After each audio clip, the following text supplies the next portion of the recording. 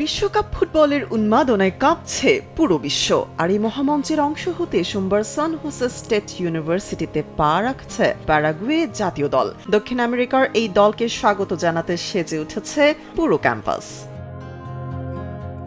Paraguay দলের আগমনকে স্মরণীয় রাখতে ফুটিয়ে তোলা হয়েছে এক রঙিন ক্যানভাস। চিত্রকর্মটি এঁকেছেন ৩১ বছর বয়সী শিল্পী জুয়েল মেন্ডোজা।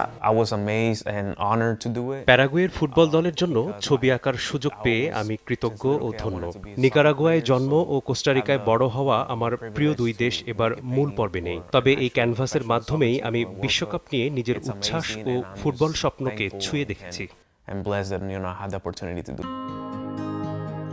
ছবির ব্যাকগ্রাউন্ডে সান হোসের পাহাড়, উপত্যকা ও সূর্যাস্তকে রাখার পাশাপাশি সান্তা ক্লারা স্টেডিয়ামে খেলতে আসা সব দলকেও ফুটিয়ে তুলেছেন মেন্ডোজা। ভোগান্তি ভুলে চলে আসুন রিগালে। ওয়ারেন্টি সহ স্টাইলিশ কালেকশন নিয়ে রেডি রিগাল ফার্নিচার। ছবির পেছনে রাখা পাহাড় কারণ সান হোসে তার উপত্যকা, পাহাড় ও সুন্দর সূর্যাস্তের জন্য সুপরিচিত, তাই আমি ছবিতে এগুলো অন্তর্ভুক্ত করতে চেয়েছিলাম। এছাড়াও সান্তা ক্লারা স্টেডিয়ামে খেলা সব ফুটবল দলকেও রাখতে চেয়েছিলাম। ক্যানভাসের এই মন কাড়া সৌন্দর্য ছুঁয়ে গেছে খোদ ফিফা কর্মকর্তাদের মনকেও। এই সৃষ্টিতে মুগ্ধ হয়ে ভূয়সী প্রশংসা করেন সান হোসে আন্তর্জাতিক বিমানবন্দরের FIFA deputy airport manager Ramona Snyder.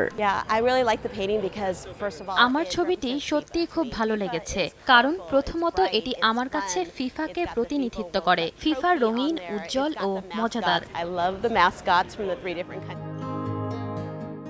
টার্মিনালে আঁকা মেন্ডোজার এই রঙিন চিত্রকর্ম স্থান পেয়েছে ফিফা ট্রফি ও ৩ দেশের মাস্কট, যা প্রতিনত মুগ্ধ করছে ভ্রমণকারী যাত্রীদেরও।